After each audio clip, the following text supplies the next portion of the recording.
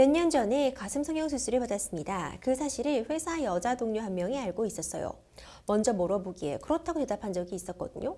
그런데 어느 날 회식 자리에서 성형 얘기가 나왔습니다. 전 그냥 잠자코 있었는데 남자 팀장님께서 저를 힐끗 보고 턱으로 가슴 쪽을 가리키면서 김대리 했지? 하는 겁니다. 저는 너무 당황해서 네! 라고 했습니다. 이런 상황이 있을 수 있었군요.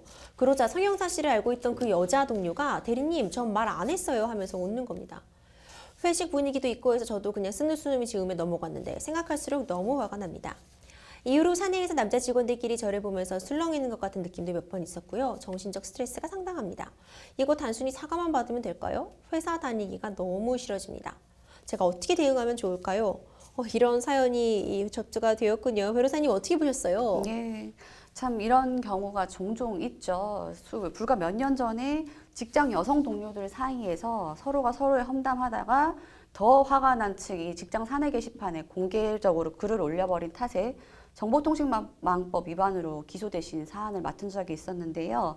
이 격앙된 대립 감정이 지속되다 보면 이제 욱하는 심정에서 이렇게 행동을 하는데, 그러다 보니까 전과 없는 분이 전과까지 만들어지는 것 같아서 좀 안타까운 것 같습니다. 그렇군요. 정말 회사 생활 하다 보면 이제 나에 대한 얘기가 나도 모르게 혹은 나도 알아채게 소문이 퍼지는 경우가 있을 수 있을 것 같아요. 이런 경우 소송으로 번지는 경우도 있나요? 그렇죠. 조금 전에 말씀 주셨던 것처럼 서로가 서로에 대해서 험담을 한다, 명예훼손을 하는 거지 않습니까? 그래서 그런 사실이 확인되는 경우에는 피해자도 참지 못하죠. 그럼 고소를 하게 되는 거고, 그럼 서로가 서로에 대한 가해자가 되어서 형사법정에 서는 경우가 있지요.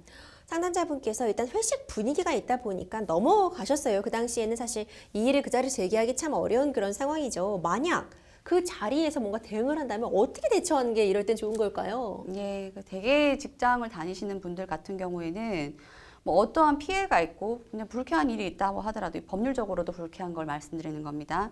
웃고 넘어가거나 별다른 말씀을 잘 못하시는 경우가 있는 것 같아요.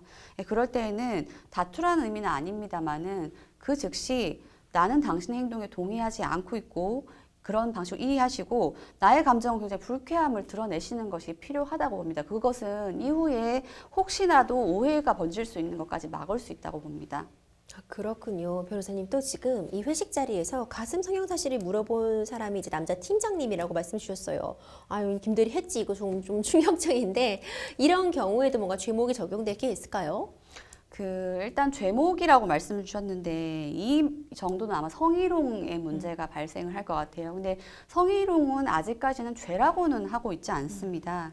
남녀고용평등법에 따르면은 상급자가 직장 내 지위를 이용하거나 업무와 관련해서 다른 근로자에게 성적 언동 등으로 굴욕감을 느끼게 하고 혐오감을 느끼게 하는 경우를 성희롱이라고 하고, 그렇게 하면 안 된다고 하고요. 그럼 안 되면 뭘 하면 어떻게 할 건데 처벌 규정이 있어야 되지 않습니까? 그렇죠. 근데 처벌 규정은 없고 그냥 그런 성희롱 사실이 발생했을 경우 사업주는 그 성희롱을 행한 근로자에게 어떤 불이익 조치를 취하여야 한다.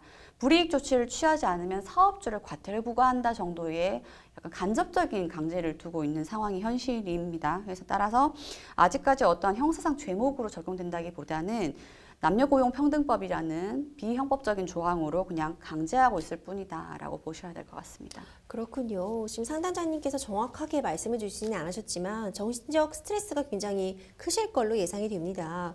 그래서 뭐 회사를 나오게 된다거나 아니면 피해가 너무 극심하기 때문에 뭐 고소를 하고 싶다 이렇다면은 뭐 어떻게 대응을 해야 될까요? 맞아요. 실제로 고소까지 가는 경우가 양 당사자 중 한 분이 퇴사하시는 경우 이제 일이 좀 커지는 것 같죠. 이런 경우에는 고소를 진행하신다라고 하면 하실 수는 있습니다. 다만 만약에 애매한 경우가 있어요.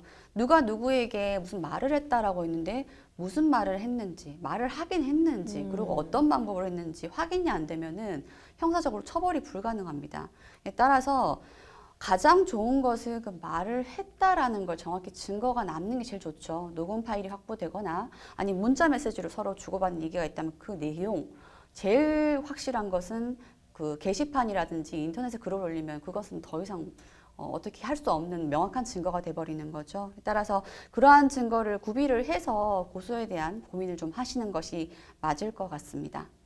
그렇군요. 사실 이런 경우 많은 분들이 그냥 넘기시는 경우가 대부분일 것 같아요. 회사는 계속 좀 다녀야 되고 나만 참으면 되니까 하고 넘기시는 분들이 많을 것 같은데 좀 적절한 대응 방법 좀 알려주시면 도움 많이 될 것 같거든요. 예, 그 조금 전에 말씀드렸던 것처럼 그렇게 타인에게 누군가의 이야기를 하고 다니는 것은 명예훼손 혹은 뭐 여러 가지 모욕죄 등등에 해당할 수가 있는데요. 명예훼손죄에 해당한다라고 하려면은 일단 그거에 대한 형사적인 처벌을 해야 되는 건데 대개의 경우에는 보통 첫 대응을 잘 못하시는 경우가 많은 것 같아요. 그러니까 반드시 초기에도 말씀드렸지만은 불쾌한 부분이 있다, 동의하지 않았다라고 분명히 표시를 하셔야 될 것 같습니다. 네, 김 변호사님이 정리해 주신 것처럼 좀 정신적 피해를 좀 보상받으실 수 있게끔 어느 정도 대응을 하시는 게 또 되지 않을까 이런 생각을 해봅니다.